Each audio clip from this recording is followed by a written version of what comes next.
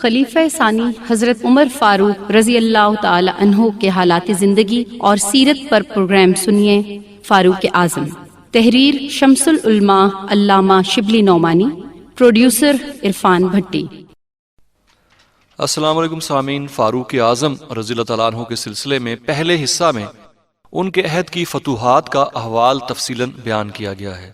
اب دوسرے حصے میں ان کی فتوحات پر ایک اجمالی نظر ڈالتے ہیں۔ پہلے حصے کے واقعات سے یقیناً ہر مسلمان کے دل پر جوش، ہمت، عزم و استقلال کا قوی اثر پیدا ہوتا ہے، لیکن اب اسلاف کی اس داستان کو فلسفہ تاریخی کی نگاہ سے دیکھتے ہیں۔ لیکن ایک نکتہ سنج مورخ کے دل میں فوراً یہ سوال پیدا ہوں گے کہ چند صحرا نشینوں نے کیوں کر فارس و روم کا دفتر الٹ دیا؟ کیا یہ تاریخی عالم کا کوئی مستثنا واقعہ ہے؟ آخر اس کے اسباب کیا تھے؟ کیا ان واقعات کو سکندر و چنگیز کی فتوحات سے تشبیہ نہیں دی جا سکتی؟ جو کچھ ہوا اس میں فرما روائے خلافت کا کتنا حصہ تھا؟ ہم اس موقع پر انہی سوالات کا جواب دینا چاہتے ہیں، لیکن اجمال کے ساتھ پہلے یہ بتا دینا ضروری ہے کہ فتوحات فاروقی کی وسعت اور اس کے حدود اربع کیا تھے۔ حضرت عمر رضی اللہ تعالیٰ عنہ کے مقبوضہ ممالک کا کل رقبہ 22,51,030 میل مربع، یعنی مکہ سے شمال کی جانب 1036، مشرق کی جانب 1078، جنوب کی جانب 483 میل تھا۔ مغرب کی جانب چونکہ صرف جدہ تک حد حکومت تھی، اس لیے وہ قابل ذکر نہیں۔ اس میں شام، مصر، عراق، جزیرہ، خوزستان، عراق، عجم، آرمینیا، آذربائیجان، فارس، کرمان، خراسان اور مکران جس میں بلوچستان کا حصہ آ جاتا ہے شامل تھا۔ ایشیائے کوچک پر جس کو اہل عرب روم کہتے ہیں 22 ہجری میں حملہ ہوا تھا، لیکن وہ فتوحات کی فہرست میں شمار ہونے کے قابل نہیں۔ یہ تمام فتوحات خاص حضرت عمر رضی اللہ تعالیٰ عنہ کی فتوحات ہیں، اور اس کی تمام مدت 10 برس سے کچھ ہی زیادہ ہے۔ اب دیکھتے ہیں کہ فتح کے اسباب یورپین مورخوں کی رائے میں کیا ہیں۔ پہلے سوال کا جواب یورپین مورخوں نے یہ دیا ہے کہ اس وقت فارس اور روم دونوں سلطنتیں اوج اقبال سے گر چکی تھیں۔ فارس میں خسرو پرویز کا نظام سلطنت بالکل درہم برہم ہو گیا تھا، کیونکہ کوئی لائق شخص جو حکومت کو سنبھال سکتا ہو موجود نہ تھا۔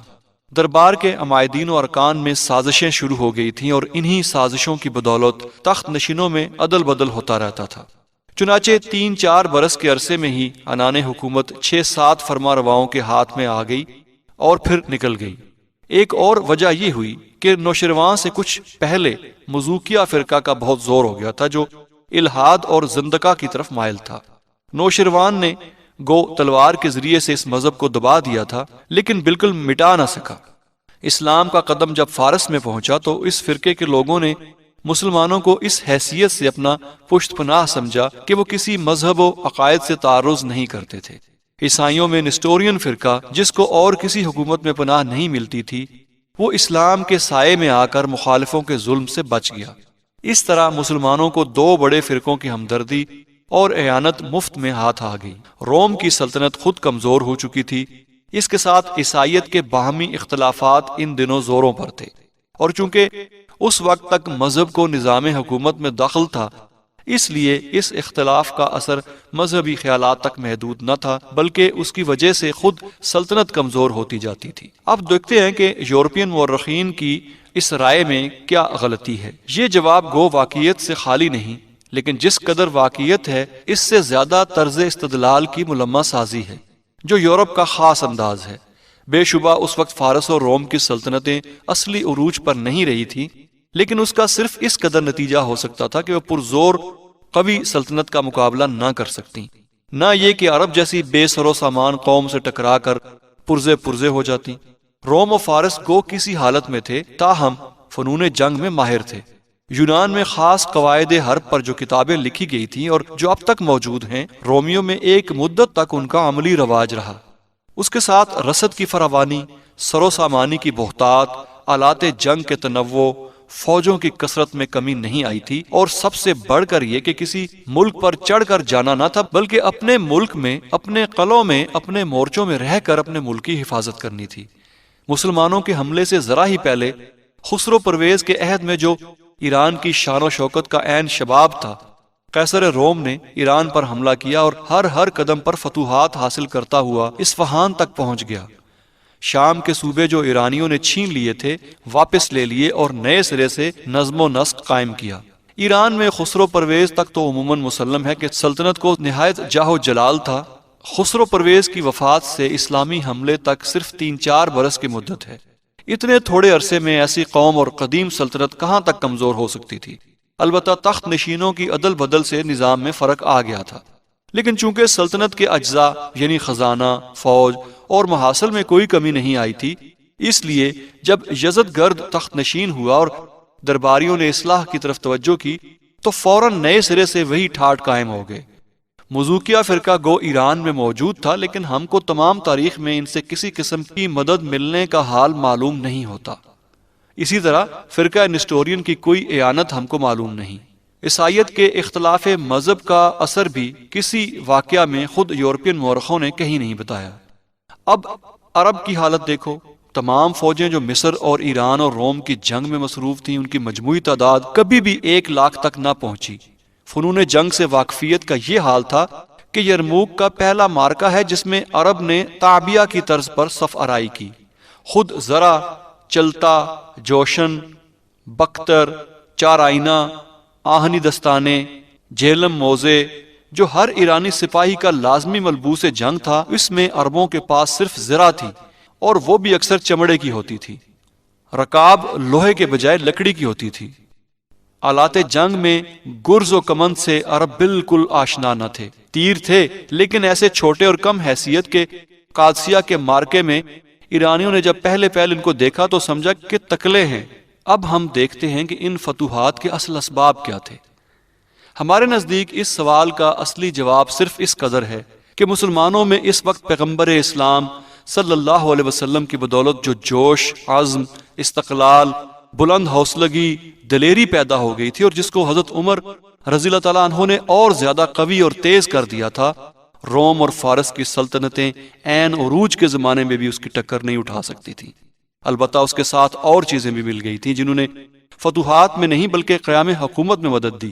اس میں سب سے مقدم چیز مسلمانوں کی راست بازی اور دیانتداری تھی۔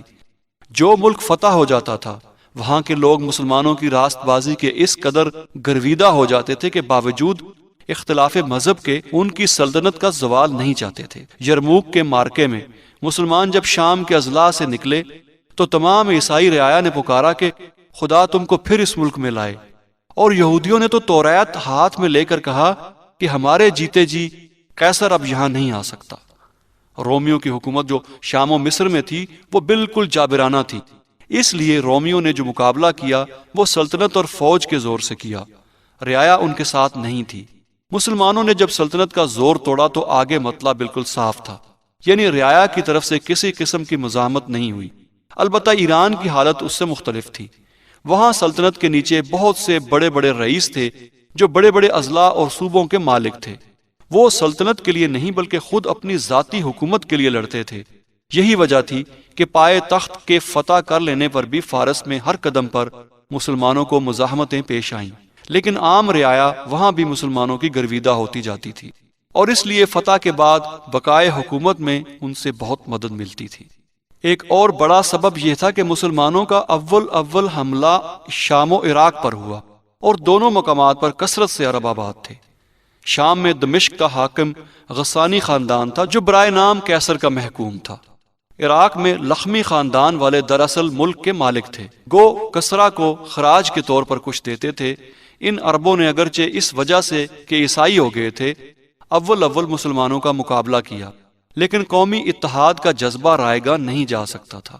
عراق کے بڑے بڑے رئیس بہت جلد مسلمان ہو گئے اور مسلمان ہو جانے پر وہ مسلمانوں کے دست و بازو بن گئے۔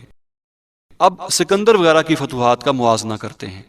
سکندر کی یہ کیفیت ہے کہ جب اس نے شام کی طرف شہر سور کو فتح کیا تو چونکہ وہاں کے لوگ دیر تک جم کر لڑے تھے اس لیے قتل عام کا حکم دیا اور 1000 شہریوں کے سر شہر پناہ کی دیوار پر لٹکا دیے۔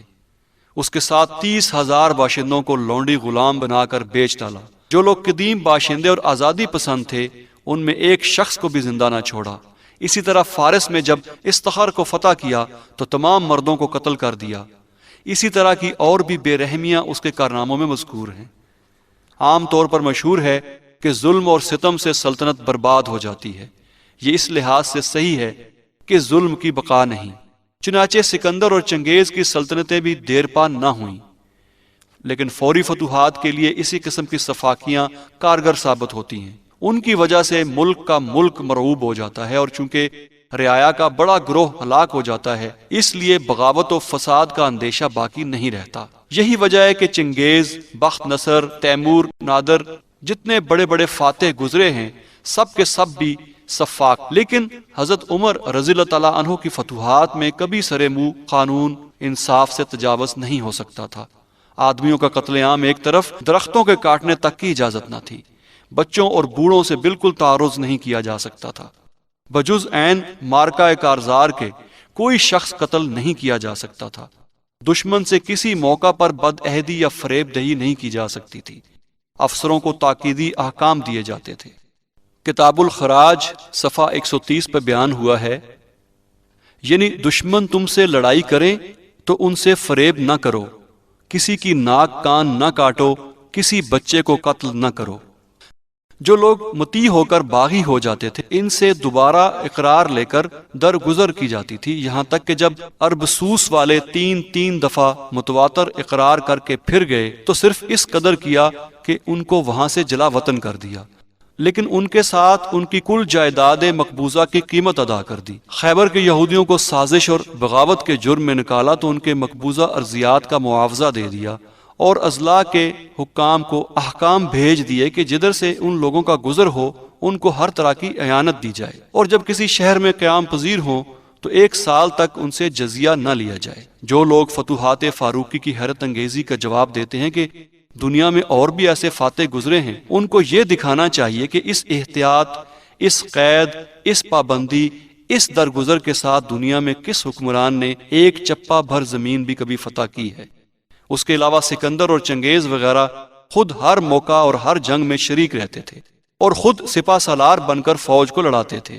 اس کی وجہ سے علاوہ اس کے کہ فوج کو ایک ماہر سپہ سالار ہاتھ آتا تھا، فوج کے دل قوی رہتے تھے اور ان میں بالطبع اپنے آقا پر فدا ہو جانے کا جوش پیدا ہوتا تھا۔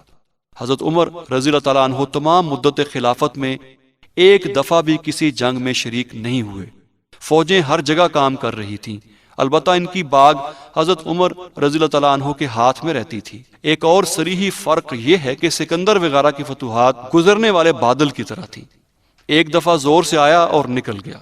ان لوگوں نے جو ممالک فتح کیے وہاں کوئی نظم حکومت قائم نہیں کیا، برخلاف اس کے فتوحات فاروقی میں یہ استواری تھی کہ جو ممالک اس وقت فتح ہوئے 1300 برس گزرنے پر بھی آج اسلام کے قبضے میں ہیں، اور خود حضرت عمر رضی اللہ تعالیٰ عنہ کے عہد میں ہر قسم کے ملکی انتظامات وہاں قائم ہو گئے تھے۔ اب دیکھتے ہیں فتوحات میں حضرت عمر رضی اللہ تعالیٰ عنہ کا اختصاص۔ اخیر سوال کا جواب عام رائے کے موافق یہ ہے کہ فتوحات میں خلیفہ وقت کی چندہ تحقیق نہ تھی۔ اس وقت کے جوش اور عزم کی جو حالت تھی وہ خود تمام فتوحات کی کفیل تھی، لیکن ہمارے نزدیک یہ صحیح نہیں۔ حضرت عثمان رضی اللہ تعالیٰ عنہ اور حضرت علی رضی اللہ تعالیٰ عنہ کے زمانے میں بھی تو آخر وہی مسلمان تھے، لیکن کیا نتیجہ ہوا؟ جوش اور اثر بے شبہ برقی قوتیں ہیں، لیکن یہ قوتیں اسی وقت کام دے سکتی ہیں جب کام لینے والا بھی اسی زور قوت کا ہو۔ قیاس اور استدلال کی ضرورت نہیں، واقعات خود اس کا فیصلہ کر سکتے ہیں۔ فتوحات کے تفصیلی حالات پڑھ کر صاف معلوم ہوتا ہے کہ تمام فوج پتلی کی طرح حضرت عمر رضی اللہ تعالیٰ عنہ کے اشاروں پر حرکت کرتی تھی، اور فوج کا جو نظم و نسق تھا وہ خاص ان کی سیاست و تدبیر کی بدولت تھا۔ حضرت عمر رضی اللہ تعالیٰ عنہ نے فوج کی ترتیب، فوجی مشقیں، بارکوں کی تعمیر، گھوڑوں کی پرداخت، قلعوں کی حفاظت، جاڑے اور گرمی کے لحاظ سے حملوں کا تعین، فوج کی نقل و حرکت، پرچہ نویسی کا انتظام، افسران فوجی کا انتخاب، قلعہ شکن آلات کا استعمال، یہ اور اس قسم کے امور کے متعلق کیا کیا انتظام خود ایجاد کیے، اور ان کو کس عجیب و غریب زور و قوت کے ساتھ قائم رکھا، تو آپ خود فیصلہ کر لیں گے کہ حضرت عمر رضی اللہ تعالیٰ عنہ کے بغیر یہ کام مطلق انجام نہیں دیا جا سکتا تھا۔ عراق کی فتوحات میں حضرت عمر رضی اللہ تعالیٰ عنہ نے در حقیقت خود سپہ سالاری کا کام کیا تھا۔ فوج جب مدینہ سے روانہ ہوئی تو ایک ایک منزل بلکہ ایک ایک راستہ تک خود متعین کر دیا تھا اور اس کے موافق تحریری احکام بھیجتے رہتے تھے۔ فوج قادسیہ کے قریب پہنچی تو موقع کا نقشہ منگوا بھیجا اور اس کے لحاظ سے فوج کی ترتیب اور صفارائی کے متعلق ہدایتیں بھیجیں۔ جس قدر افسر جن جن کاموں پر مامور ہوتے تھے ان کے خاص حکم کے موافق مامور ہوئے تھے۔ تاریخ طبری میں عراق کے واقعات کو تفصیل سے دیکھیں تو صاف نظر آتا ہے کہ ایک بڑا سپہ سالار دور سے تمام فوجوں کو لڑا رہا ہے اور جو کچھ ہوتا ہے اس کے اشاروں پر ہوتا ہے۔ ان تمام لڑائیوں میں جو 10 برس کی مدت میں پیش آئیں، سب سے زیادہ خطرناک 2 موقع تھے۔ ایک نہاون کا مارکا جب ایرانیوں نے فارس کے صوبہ جات میں ہر جگہ نقیب دوڑا کر تمام ملک میں آگ لگا دی تھی اور لاکھوں فوج مہیا کر کے مسلمانوں کی طرف بڑھے تھے۔ دوسرے جب قیصر روم نے جزیرہ والوں کی اعانت سے دوبارہ حمص پر چڑھائی کی تھی۔ ان دونوں مارکوں میں صرف حضرت عمر رضی اللہ تعالیٰ عنہ کی حسن تدبیر تھی، جس نے ایک طرف ایک اٹھتے ہوئے طوفان کو دبا دیا اور دوسری طرف کوہ گراں کے پرخچے اڑا دیے۔ چنانچہ ہم ان واقعات کی تفصیل پہلے حصے میں بیان کر چکے ہیں۔ ان واقعات کی تفصیل کے بعد یہ دعویٰ صاف ثابت ہو جاتا ہے جب سے دنیا کی تاریخ معلوم ہے آج تک کوئی شخص فاروق اعظم رضی اللہ تعالیٰ عنہ کے برابر فاتح نہیں گزرا جو فتوحات اور عدل دونوں کا جامع ہو۔ علامہ شبلی نعمانی کی مارکۃ الآراء تصنیف الفاروق پر مبنی پروگرام آپ سن رہے تھے۔ فاروق اعظم، ریکارڈنگ انجینئر واجد محمود، آواز تحقیق و پروڈیوسر عرفان بھٹی، پیشکش رفا انسٹیٹیوٹ آف میڈیا سائنسز۔